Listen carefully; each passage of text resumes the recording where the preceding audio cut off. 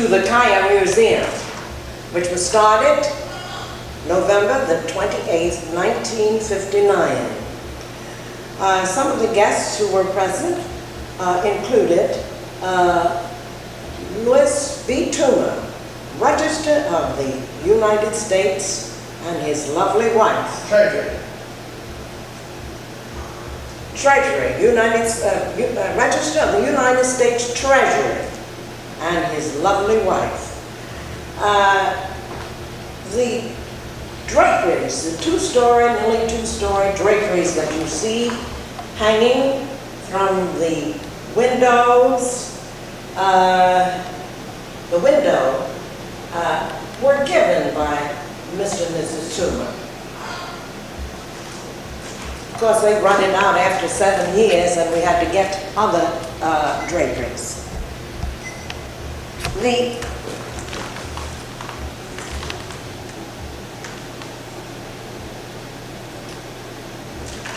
This museum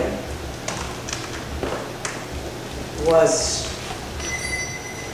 started with the purpose of reaching the masses. It is my mother who helped me to get this museum ready in 1939, when she and I started collecting. We collected in Baltimore many pieces, some of which you see in this museum. The others are in the second museum, which was opened at least 7 years ago. My mother, when I was a little girl, promised me a museum. When I said that one of these days, Mama, I'd like to have a museum where everybody can go. Because in Baltimore, black people were not encouraged to enter a museum at all.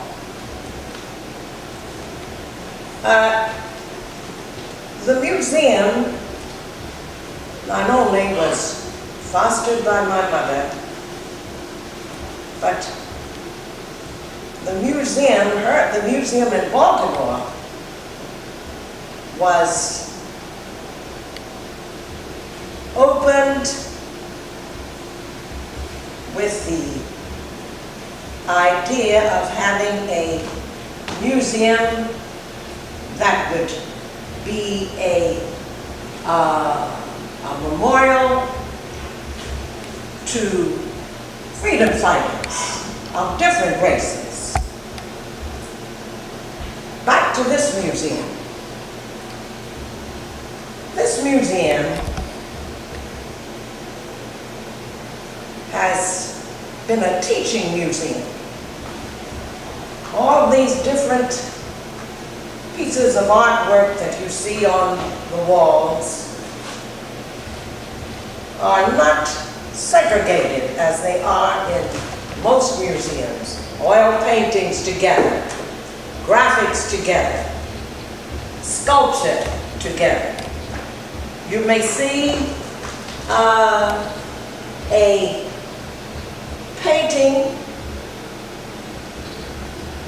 and then beside it a graphic piece of work, which could be a pen and ink, it could be a wash drawing, it could be a watercolor.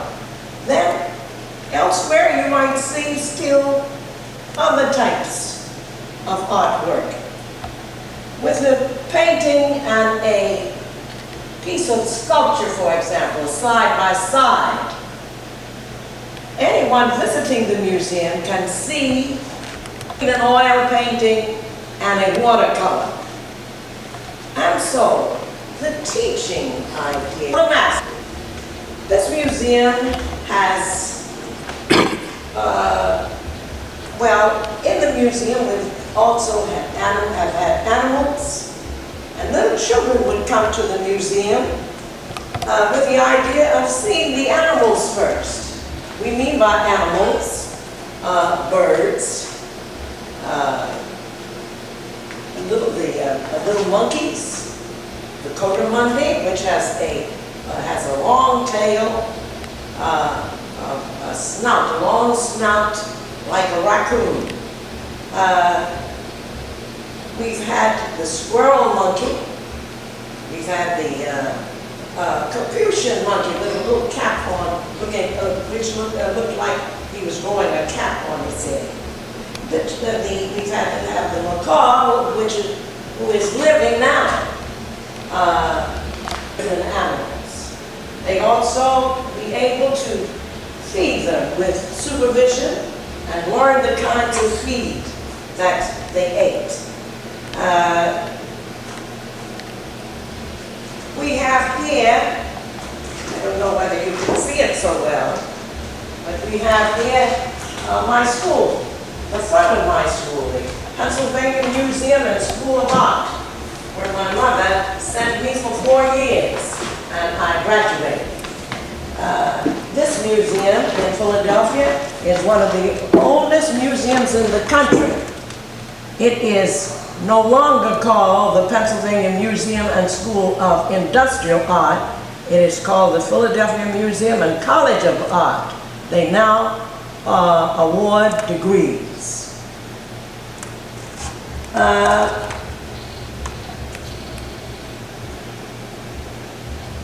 We have some citizens, for example, Benny Warsaw, citizens who were born in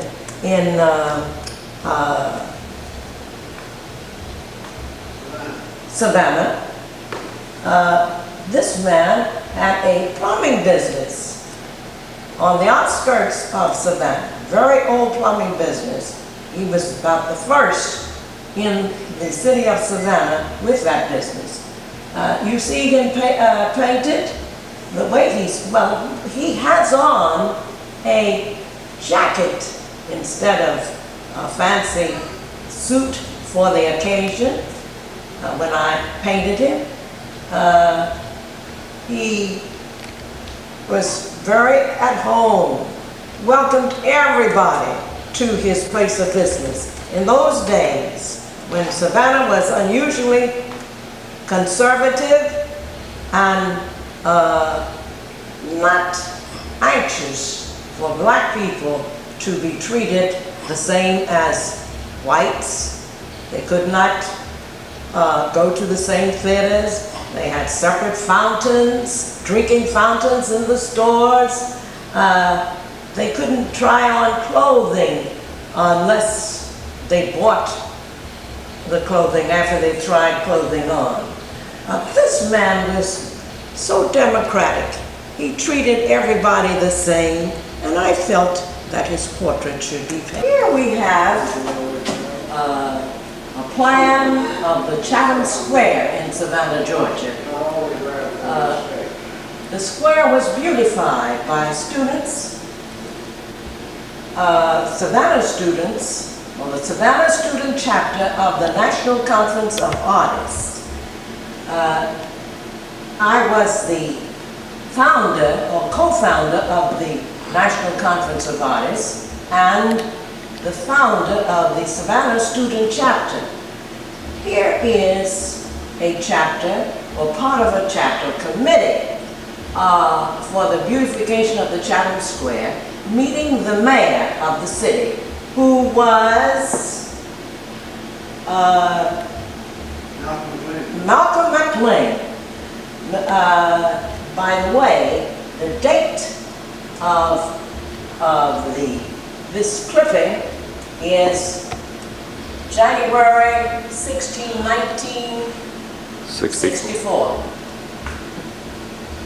Here in the photograph are students who, one in particular that I remember is the young man who is now an architect in the city of Atlanta. He employs several others who assist him. We have over here a young man, Rivers. I do remember his name. He has had a responsible job in New York City for a period of time. These girls that you see are now either teaching or they hold responsible jobs also. Down further, you see a picture of Mr. Monk, who is a picture which includes Mr. Monk, who was at that time director of the Park and Tree Commission of Savannah, Georgia. There are also two others. Mr. Eddie Harmon, who at that time, Dr. Kiah, what was Mr. Eddie Harmon at that time? He was employed by the state? He was agricultural extension agent. He's agricultural extension agent. Mr. Felix Alexis was superintendent of buildings and grounds at Savannah State College. They would meet these students, the other students that you see the students you see in the picture, at the Barnett Street School, which is located just across from Chatham Square. They would, for 6 weeks, 6 Tuesdays, they met and learned how to prepare the ground for planting of shrubbery, flowers, and the like. Through Mr. Eddie Harmon, Mr. Felix Alexis taught them how to make maps or plans for the beautification of Chatham Square. Down here a little further are students who are working like they are preparing the ground for the planting of the shrubbery and the flowers. Now the showcase immediately behind you, Dr. Kiah. Now wait a minute, before you go on, we had problems in the square, or around the square. At nighttime, some of those who lived in the area, which was completely Caucasian at the time, who would dig up the plants, dig up everything we planted. So the students had to have an affair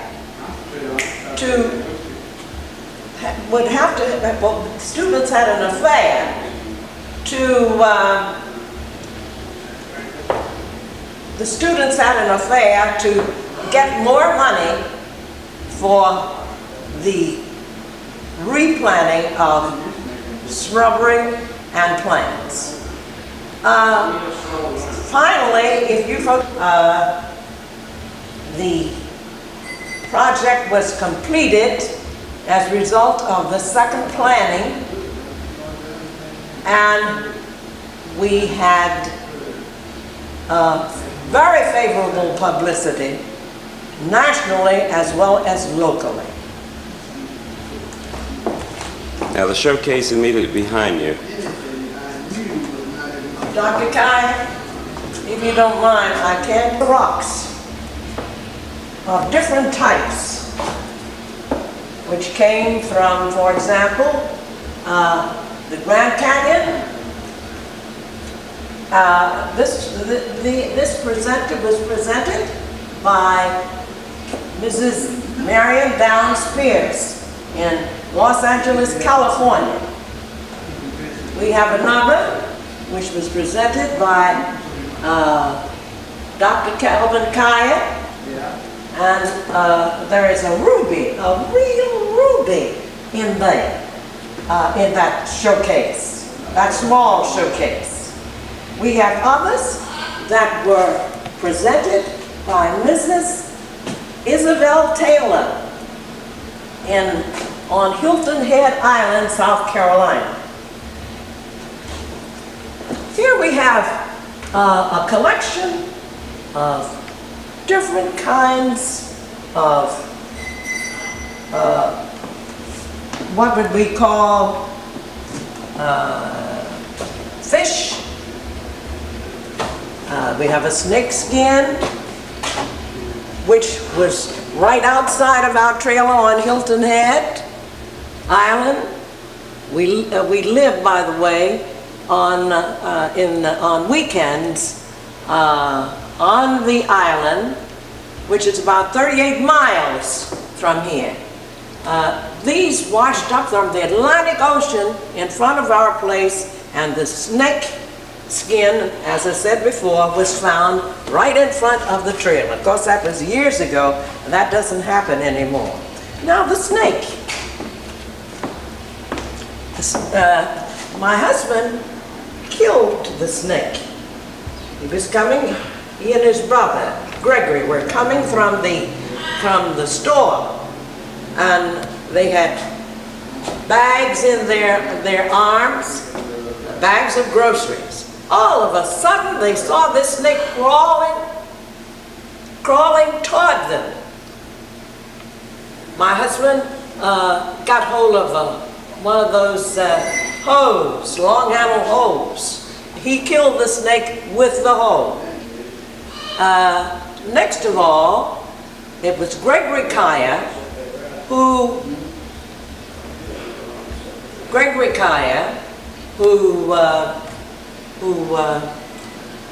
served as a sort of taxidermist. He himself had developed that art. This is the result. This has lasted for many years and is still in very good condition. Here we have a bracket from the old city market. This bracket was one of the supports of the roof of the old city market, which was there in the say, Dr. Kiah, you want to help me out? The location, please, of the old city market. That was around Barnard and Congress. Barnard and Congress Street. There is a painting of part of the old city market, painted by one of our Georgia artists, Mr. Murphy. Then up here, we have another, well, there are two paintings that were painted by a blind artist. To think that he painted those himself, those two. Next of all, The chair. the chair. This chair is what we call a cottage chair. It's a very fancy cottage chair. It was presented to the museum by my mother. She, as I've already said, has meant so much to this museum through what she helped me to collect from people who were tenants of hers. She had developed a small real estate business. People would leave behind when they moved what they called junk. But some of that junk was precious, very important. As you see this chair, the beautiful wood,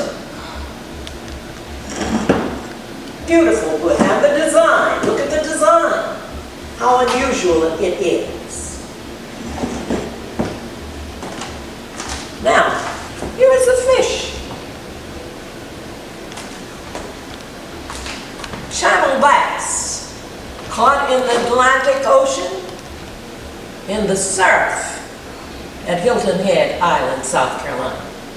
September the 15th, 1965. It was pulled in by my husband, Dr. Calvin L. Kiah. The weight 30 pounds, and the length 40 inches. He was not in a boat. He was standing on shore as he struggled with that fish for at least 20 or 25 minutes. And finally, he gradually pulled that fish in. Now, it took a lot of skill, I would say, to pull in a fish of that size and not lose him in the surf, but he did it.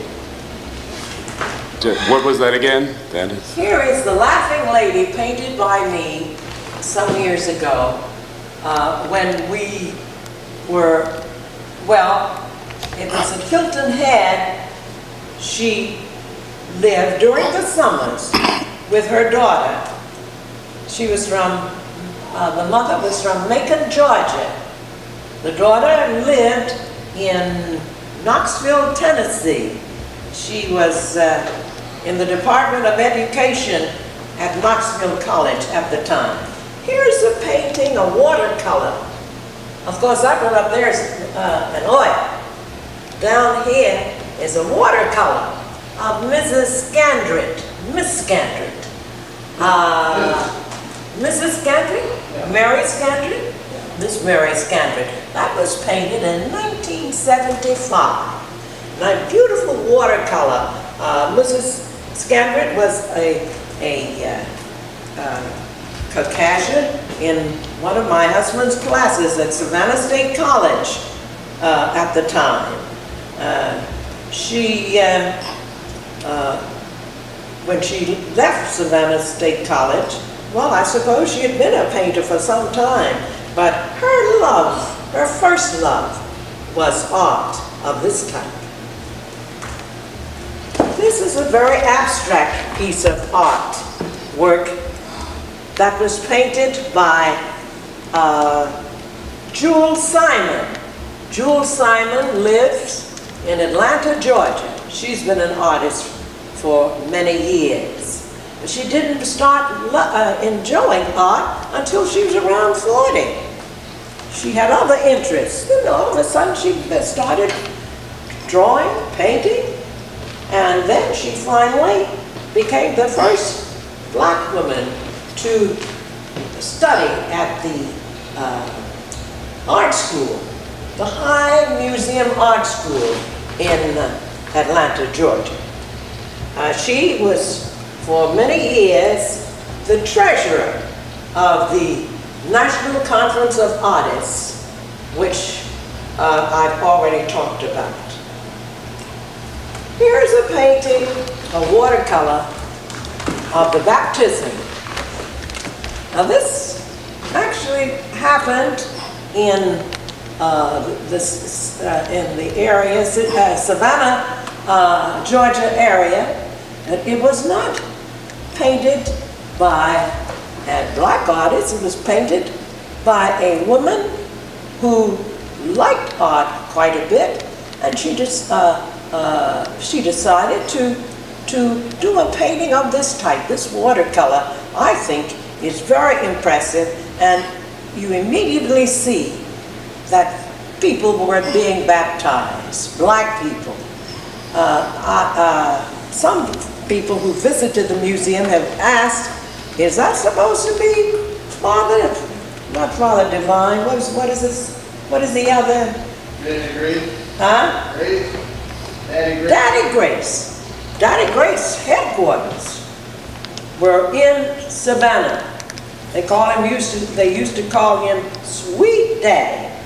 His followers were from all over the United States, and the section that he came from, one of the islands. You remember the island, Dr. Kiah?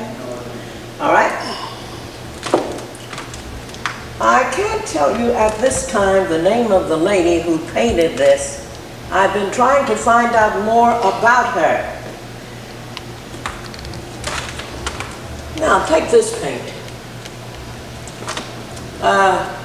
I painted this some years ago. I had worked on another painting. It took me a little time, some days to do, and I decided I just didn't want to continue with it. I just didn't have the spark. I didn't have the, I just didn't, I just didn't feel, my heart wasn't in it. So I quit. And then I said, I'm going to start on another type of painting. And this is the result. In about, hour and a half, it was done. Paintings take much longer than that usually, but I developed the spark while I was painting. Ooh, I just felt exhilarated, just joyous about it. So I call it the joy of life. Here's an old painting that my mother found in one of her apartments, one of the apartments in one of her little houses. This one up here. Could you put, Mike, could you put the light on that?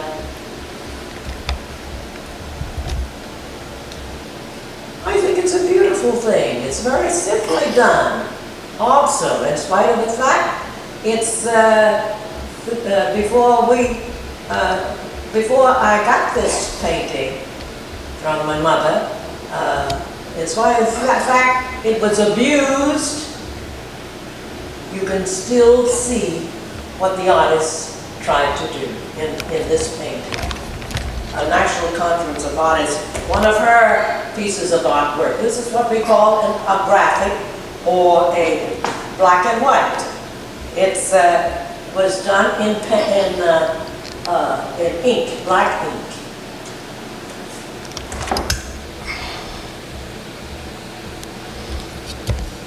All right, Mrs. Kiah?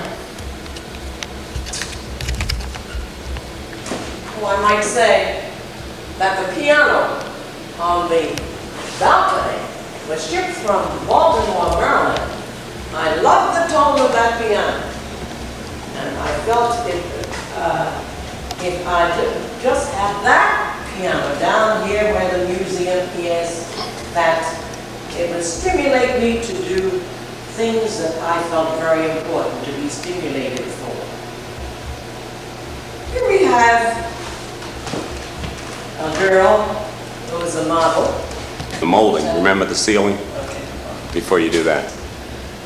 Medallion came from the Nurses' Chapel of the Cathedral of St. John the Divine.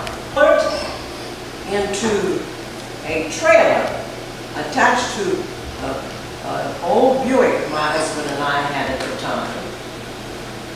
I had been contacted by phone by the man Mr. W.W. Monroe, who was